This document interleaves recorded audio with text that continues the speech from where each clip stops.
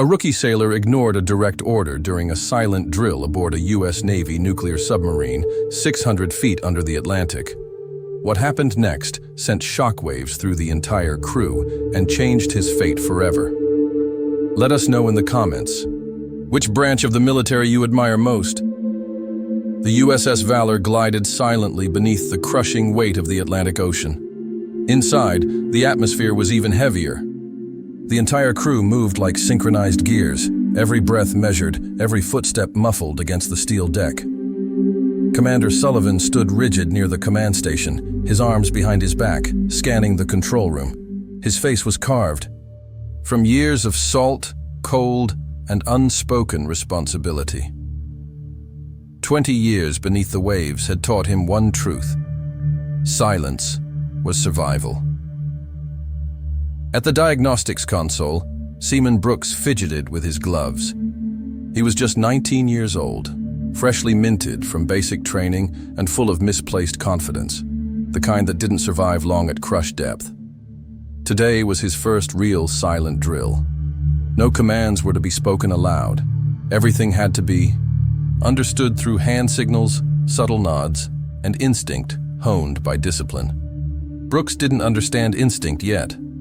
As the Valor descended into its training run, a minor fluctuation appeared on his screen. Nothing critical, just a calibration. Delay.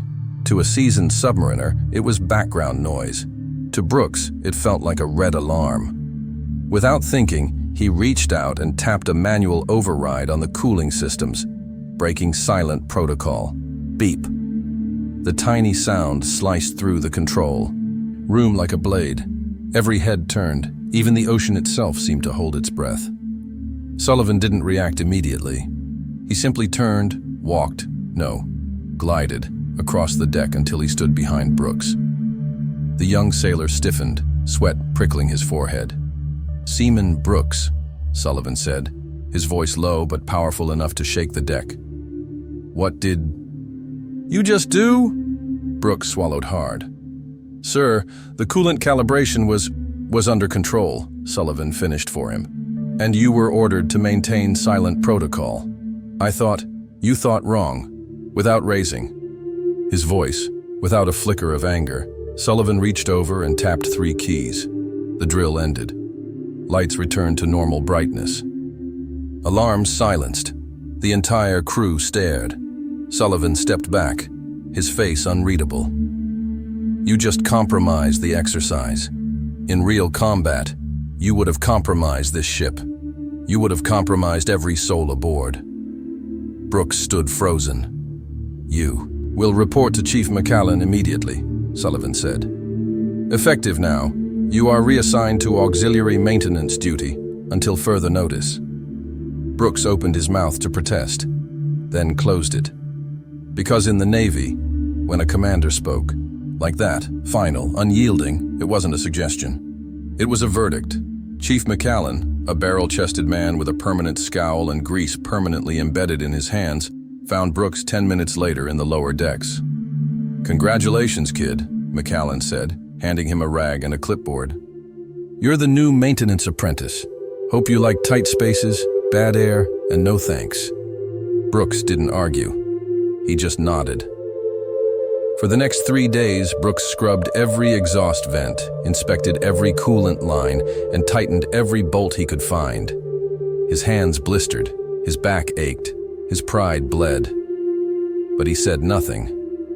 Because, somewhere deep down, he knew Sullivan was right. On a submarine, discipline wasn't optional.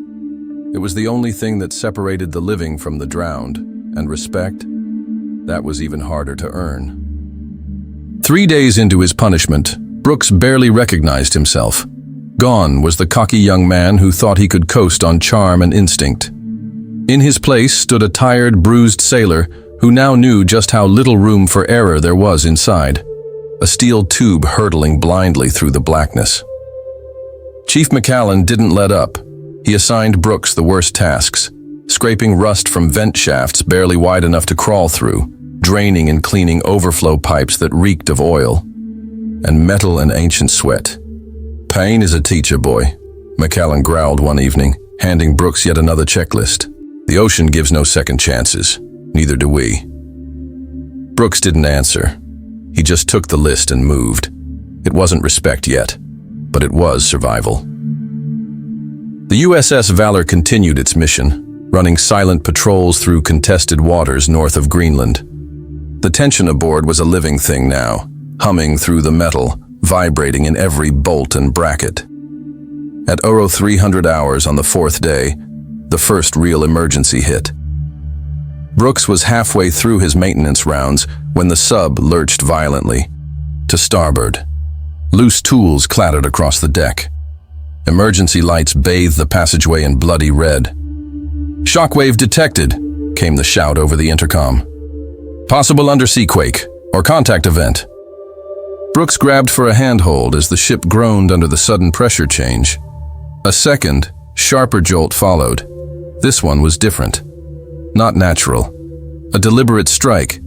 He barely had time to react before McAllen's voice barked through the emergency comms. "Brooks, get to auxiliary control.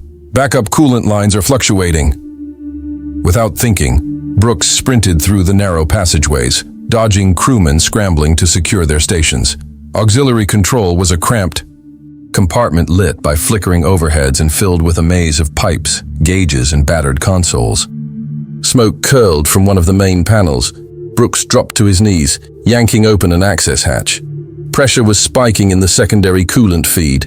If it failed, the reactor would automatically shut down to prevent overheating, a necessary safety measure that would also leave the Valor dead in the water, a perfect sitting duck. His mind raced. He spotted a bypass valve barely visible behind a tangle of insulation foam. It would have to be manually reset. No time to wait for orders. No time to hesitate. Brooks plunged his hands into the hatch, burning his fingers against hot metal, and twisted the valve with everything he had. For a breathless second, nothing happened. Then the gauge needles dropped back into the green zone. Stability. He sealed the hatch, coughed against the smoke, and slammed the emergency comm. "Auxiliary coolant feed stabilized," he reported. "Good work, Seaman," came the sharp reply, Commander Sullivan's voice. Brooks sank back against the wall, heart hammering. He had acted without permission, without error. For the first time aboard the Valor, he had truly been part of the ship, not a liability, not a rookie, a sailor. Later, back in the mess, the atmosphere was different.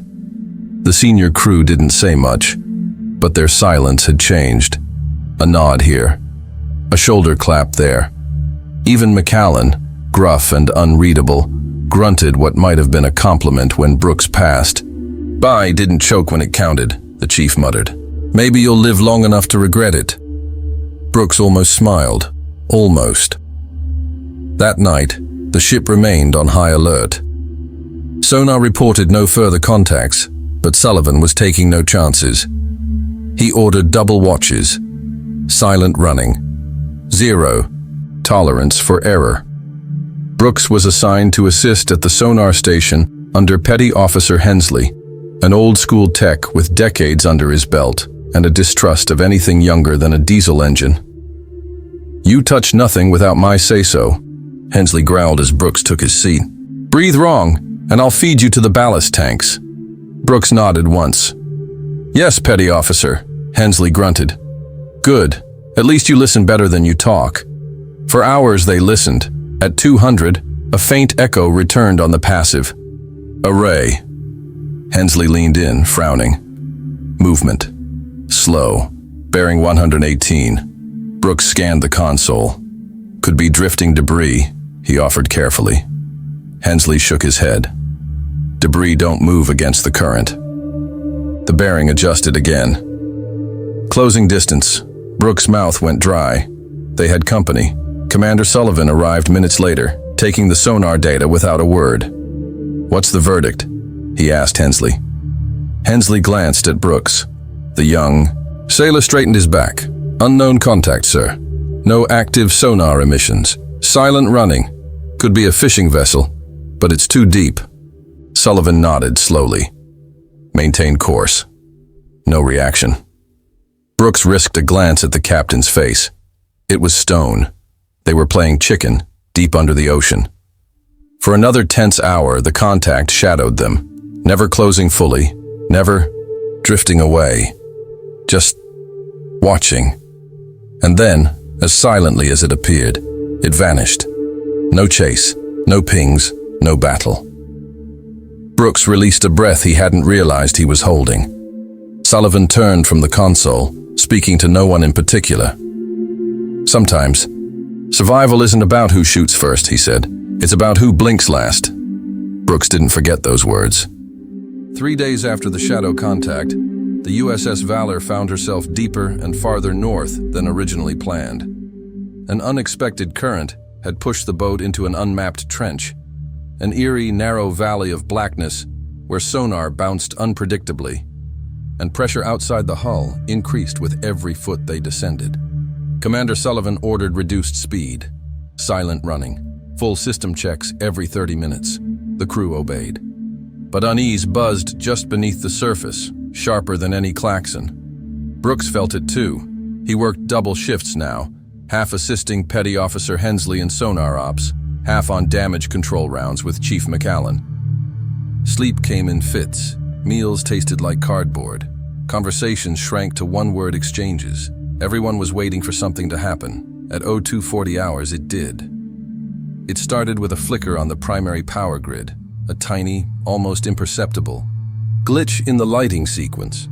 Brooks noticed it immediately. A normal sailor might have ignored it. A tired sailor probably would have. Brooks wasn't either anymore. He keyed into the maintenance comms. Auxiliary control, this is Seaman Brooks. Minor grid fluctuation in Sector C4. Requesting confirmation. No response. Static. He tried again. Still nothing. Brooks felt the hair on his arms rise. He turned to Hensley, who was busy tracing a sonar anomaly. Sir, requesting permission to verify auxiliary manually. Hensley didn't even look up. Go. Brooks grabbed his tool pack and bolted down the narrow corridors, moving fast but silent, his boots barely brushing the deck. The Valor groaned softly as it descended deeper into the trench. At auxiliary control, the hatch was sealed, but a faint orange glow leaked from the edges. Brooks yanked the manual release and slipped inside. The smell hit him first. Burnt plastic and overheated wiring. One glance told him everything. The auxiliary grid had suffered a targeted surge. Circuits were blown. Backup regulators offline. Manual override fried, but worse, there was evidence of tampering. Loose wires. Access panels forced open. Tool marks where none should have been. This wasn't an accident. This was sabotage. Brooks. Blood turned to ice. Someone on board had deliberately crippled their backup systems. He didn't waste time. Slamming the comm override, he transmitted emergency code to the bridge. Seconds later, alarms howled through the ship. Auxiliary grid. Compromised, came Sullivan's voice, cold and hard. All hands. Emergency lockdown procedures. Unknown internal threat.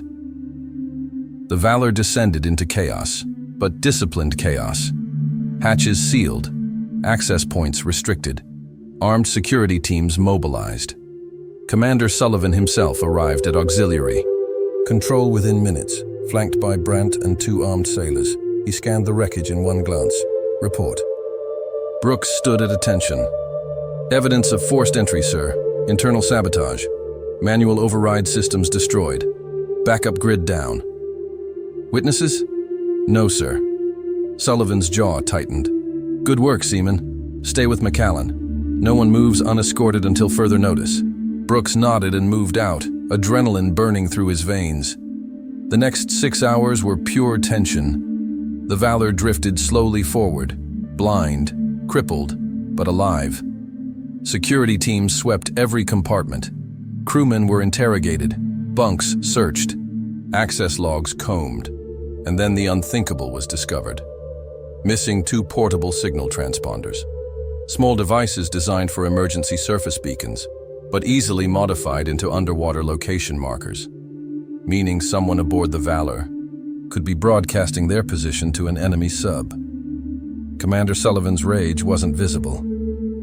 It didn't need to be. He simply stood at the center of the control room and said, "We find them, or we die here." No one questioned it. Brooks worked alongside McAllen and the security teams, tracing wiring, checking relay points, searching for signs of interference. It wasn't long before a pattern emerged. Every sabotage point had one thing in common. They were all on Petty Officer Larkin's last maintenance rotation. Larkin, a quiet man, 15 years in, no complaints, no reprimands. But suddenly, his record didn't matter. They found him 2 hours later near the reactor compartment, tampering with an access panel.